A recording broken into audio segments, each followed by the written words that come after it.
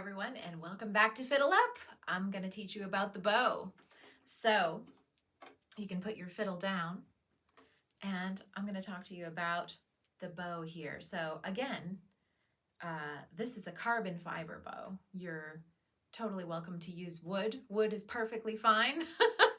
I love carbon fiber. It's lighter and more road hardy, and I travel a lot, so that's kind of important.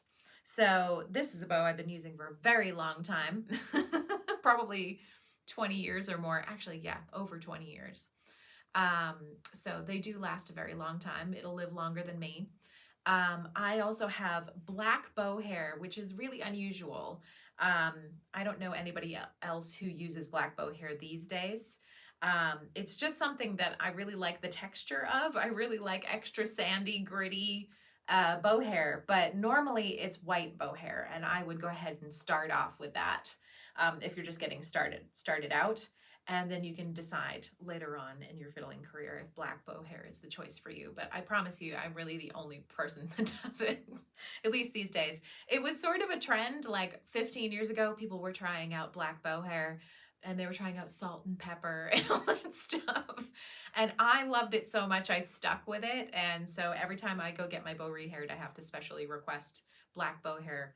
But usually they're glad to get rid of it because it's like it's something that people who rehair bows have to have, but they don't necessarily use it as often. So we're going to put a little bit of rosin on this thing. So I like jade rosin or any rosin that I haven't yet lost somewhere. So you're going to have a cake of rosin and then generally a little cloth attached to it. And that's because you don't want to touch the rosin with your fingers. Don't do that.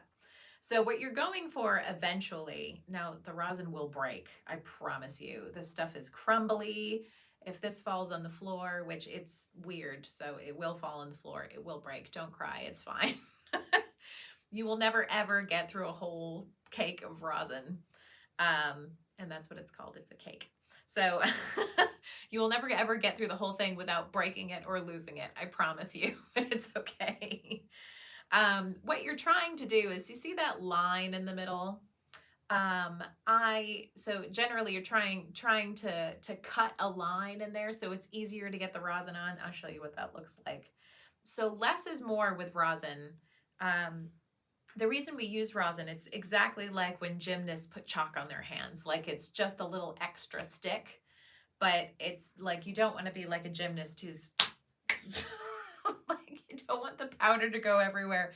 Like if you'll have a day when you put too much rosin on and you will pull a bow on your fiddle and all of this dust will come off everywhere. You don't actually want that. Rosin is really sticky. It ruins your varnish. There's lots of fiddle players who have a ton of rosin on their fiddle, and that's kind of an old superstition.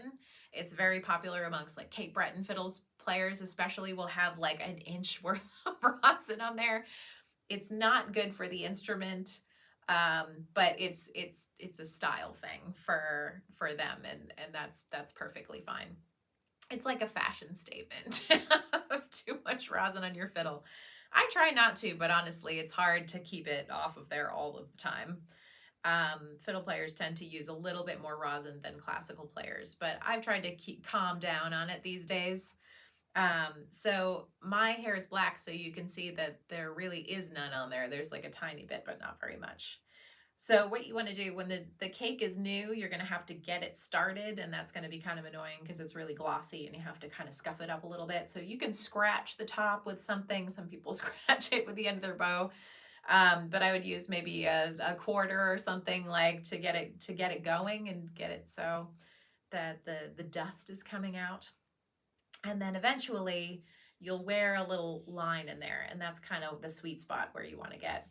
And you're just going to swipe up and down a couple times and then go back over the parts that you play on a lot, but you really don't want that much. Like that is plenty, what I just did, just a little swipe. What you don't want to do is put too much rosin onto the hair, because what it does is it fills in all those little cracks and crevices that cause the friction that make the sound. So you don't actually want too much rosin on your bow. So be aware of that. You need a little bit, but it's better to just put a little here and there than, you know, you don't want to like load up on it. it's not like, so that's something to do. I use my rosin very sparingly when I'm playing more gigs. I tend to, because I play hard on stage, and I tend to wear through the rosin. But generally, I'm using mostly this part of my bow right here. So sometimes I'll just put a little bit where I've mostly been playing. So you just want a little bit on there just to give it a little extra catch on the string. So let's talk about how to hold it. So I have a very standard bow hold that I use, but I'm going to talk about some different bow holds as well. But we'll go over mine first. So what I do is, I think the best way to start is to hold the bow, the stick of the bow. Again, you don't want to touch the hair, because the oils on your fingers will mess up the rosin. You will notice this as you go. If you put your fingers onto the hair, then it'll get black and gross. Don't panic. It's just the oils of your fingers and the rosin do not mix. So I would take your left hand and grab the stick. So it's just hanging in front of you. And then with your right hand, you're just going to face down, face your palm down towards the floor. And then I'm going to take my thumb and put it right above the frog. This little thing right here is called the frog. And so there's a little part of the stick right here. I'm going to put my thumb right in there. And then this part right here is called the coil. This is a little metal coil. And I'm going to take my index finger and make a little hook right there. And so I'm going to pull that in so it's nice and snug. These two fingers here, your middle finger and your ring finger, are just going to dangle effortlessly here. They don't really do anything. So they're just going to take a break right there.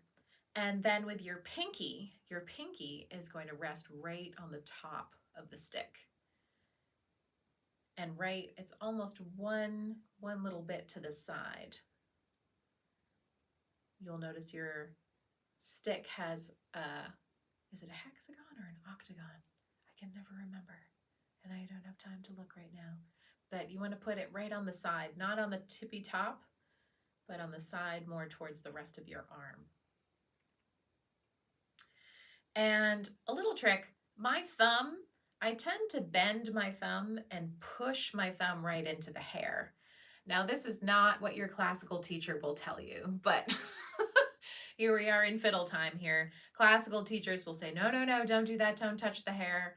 But that's generally because classical players like to make everything difficult. No, I'm just kidding. They do, though. It's a bit of that, and it's a bit of the fact that classical music is sort of designed to do big, long legato bows all the time.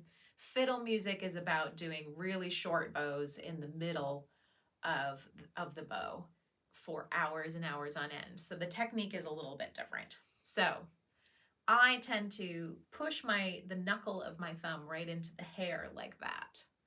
And what this gives me is a lot of stability. It makes it so that in the back of my hand here is a nice round shape. So it's almost like I could stick a little golf ball or a ping pong ball in there. And so that's what I'm going for. I'm going for having a nice round shape here so that all of my fingers can move freely and it feels nice and relaxed. So let's take that around. So when the bow is on the string, it's going to look more like this. So I have a hook. My pinky is nice and curved here. As you can see, I've got a nice arch there. So the three main points, as I said, these fingers don't do anything. The only fingers that are doing something is your thumb underneath. You're going to have the tip of your thumb right on the stick, and with if you want, your knuckle pushed against the hair like this. So that's point number one. Point number two is a hook here.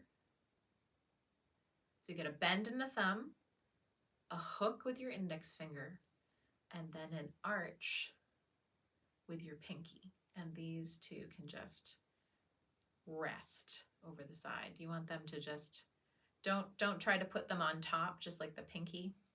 You want to just rest them over. So this pinky, sorry, I'm trying to get this in the right spot for the camera. I'm so sorry. I am going backwards. So your pinky here, another thing that's really important to remember is that you want your pinky to be nice and arched. Your pinky is really small and doesn't have very many muscles in it. The muscles in it are really tiny. So you don't want to overdo your pinky. You don't want to overtax it.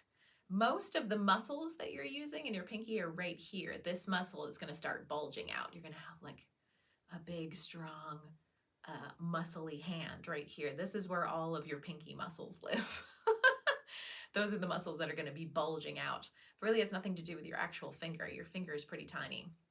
So what you have to remember, and this is with your left hand too, but we'll talk about that a little bit later, is that when you're playing, you want to make sure that your palm is close enough to the stick so that your pinky can just be in its position. One thing that I notice is people kind of reaching like this. If you're reaching or if your pinky is collapsing like this, it doesn't mean that your pinky's not strong enough. It means that your hand, your whole hand, needs to come closer in. So you need to actually push your hand closer in. So see that? If I just go out a little bit, can't reach. And if I move my hand in, tighten up my other fingers a little bit, then I can get that nice arch. There we go. All right. So another little trick you may have seen, or you might have heard this from another teacher, is the spider crawl. And once you get a handle on where your fingers are going to go, it's kind of fun to go up and down the bow just like this. And that kind of gives you an opportunity to move your fingers independently, which is actually really important because when you learn how to bow, you want to loosen up your fingers so that you can move them all. You have control over them all and they're nice and loose. So you can try this, but this is very taxing on your hand muscles. I will warn you when you're first starting out. Don't hardcore practice this stuff for an hour. You know what I mean? Like, take it easy. Your hand muscles are really tiny. So 5 to 10 minute increments are good enough. So there we go. All right. So I'll see you in the next video. Thank you so much for joining me. See you later.